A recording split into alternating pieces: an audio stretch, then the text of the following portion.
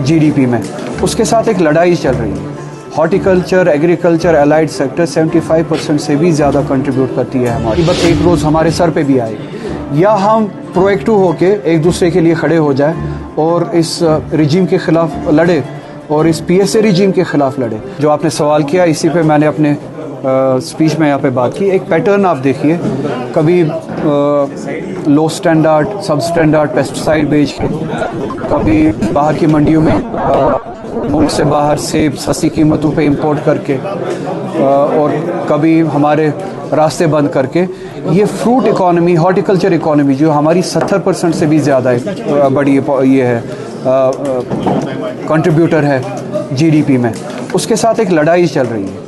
Horticulture, agriculture, allied sector 75% से भी ज़्यादा कंट्रीब्यूट करती है हमारी इकॉनमी। टूरिज़म से भी ज़्यादा इकॉनमी, 7 गुना ज़्यादा कंट्रीब्यूशन जो है वो हॉर्टिकल्चर का होता है। मगर आप देखिए, एक पैटर्न है बाज़ाब्ता, हमारे हॉर्टिकल्चर के साथ लड़ाई लड़ी जा रही है। एक सवाल है कि अगर आज भी इतना हल्ला होने के बावजूद भी, जब आज श्रीनगर जम्मू हाईवे को ओपन किया गया, आज भी जम्मू से ट्रैफिक को आने की इजाज़त दी गई, मगर हमारे जो ट्रक्स हैं जो फंसी हुए हैं उनको श्रीनगर से जम्मू जाने की इजाज़त नहीं दी गई। इसी तरह से पिछले साल या उससे 1 साल पहले हाईवे पे ट्रकों को रोका गया था, जानबूझ के रोका गया था, और जब तक हमारे प्रोडक्ट सड़ ना जाए, हमारे मेवा वगैरह सड़ ना जाए, तब तक ट्रक्स को रोका गया था। एक पैटर्न नज़र आता है कि हमारी इकॉनमी के साथ लड़ाई लड़ी जाती है, तो उसी की कड़ी जो है आज भी आप देख रहे हैं। मगर यहाँ पे कल जो कोशिश की गई थी, एडमिनिस्ट्रेशन के साथ बात उठाई गई थी, एसोसिएशन ने, शबीर साहब ने जो लोकल ऑनरेबल एमएलए है, जो फ्रूट ग्रोवर्स एसोसिएशन है, इन्होंने जो कोशिश की थी, कहीं पे इन्होंने बात सुनी है और मुगल रोड के ज़रिए आज ट्रक्स को जाने की इजाज़त दी गई है शोपियां से। मुझे उम्मीद है कि इसी तरह से श्रीनगर जम्मू नेशनल हाईवे पे भी ट्रक्स को जाने की जल्द से जल्द इजाज़त दी जाए और हमारा मेवा जो है वो मंडी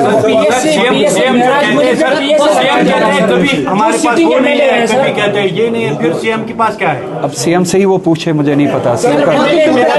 पीएसए लगाया दिया जा रहा है एमएलए होके, तो कौन सेफ है? अगर एमएलए पे पीएसए लगाया दिया जा रहा है तो आम लोग कहाँ? मैंने यही बात कही कि कोई सेफ नहीं है। एमएलए हो, एमपी हो, आम कश्मीरी हो, जो भी जम्मू कश्मीर का बाशिंदा है और अपने हक के लिए बात करता है, वो सेफ नहीं है।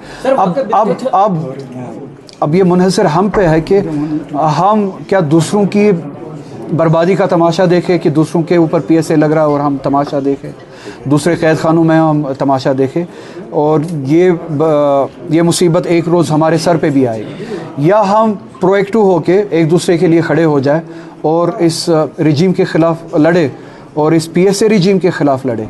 आज एक एमएलए पे, कल एक आम शहरी पे, परसों एमपी पे, किसी दिन किसी और पे, ये हम सभी पे आना है। मगर ये तभी रुकेगा जब हम सभी हिम्मत करके इसके ख़िलाफ़ लड़ेंगे। जिन्हें हमने एतमाद दिया था वो शायद अभी भी समझ नहीं रहे, जिनको हमने वोट के ज़रिए एतमाद दिया था कि इस रिजीम के ज़रिए, इस रिजीम के ख़िलाफ़ लड़े, वो शायद अभी भी इस बात का एहसास नहीं हो पा रहा है कि इसके लिए हमें प्रोएक्टिवली खड़ा होना पड़ेगा और लड़ना पड़ेगा। तो मैं आपके ज़रिए उन तक भी ये बात पहुँचाऊँगा कि अब तो बेदार हो जाए, अब तो इस बात का एहसास हो जाए, अब तो इस बात के लिए तैयार हो जाए। अब अगर वो इस वक्त खामोश रहे तो उन पे भी ये बारी आएगी। अगर वो ना हुए तो हम सभी को इसके लिए खड़ा होना पड़ेगा। जो प्रॉपर्टी होगी वो डिस्प्यूटेड है, यानी उस पर किसी का हक नहीं होगा। दूसरा ये सवाल कि जो एम्बलम जो है तोड़ा गया दरगाह हजरतबल में, उसमें कई सारे एफआईआर भी लगे हैं, आपकी रिएक्शन क्या है? सुप्रीम कोर्ट और हमारे अदलिया से, जुडिशरी से इन जनरल यही गुजारिश है कि लॉ सब पे एप्लीकेबल होना चाहिए, एक ही पैमाने पे, हर किसी मज़हब पे एक ही तरह का लॉ जो है वो एप्लीकेबल होना चाहिए। अगर दूसरे मज़हब के जो इंस्टीट्यूशंस हैं, अगर उन पे नॉन मुस्लिम जो है वो गवर्न नहीं कर सकता, तो मुसलमानों पे ये कैसे अप्लाई हो सकता है? और इसी तरह से जो कल सुप्रीम कोर्ट ने कुछ हद तक जो बातें सुनी है, उससे एक पॉजिटिव मैसेज तो मिली है, मगर वो एंड नहीं है जो कॉन्स्टिट्यूशन के हवाले से हम सुप्रीम कोर्ट से एक्सपेक्ट करते हैं और इंसाफ से जो हम एक्सपेक्ट करते हैं अदलिया से जो हम एक्सपेक्ट करते हैं। उम्मीद है कि ये एक पॉजिटिव शुरुआत जो दिखी सुप्रीम कोर्ट में वो अल्टीमेटली रास्ता खोलेगी उस इंसाफ के लिए जो हम उम्मीद रखते हैं सुप्रीम कोर्ट से।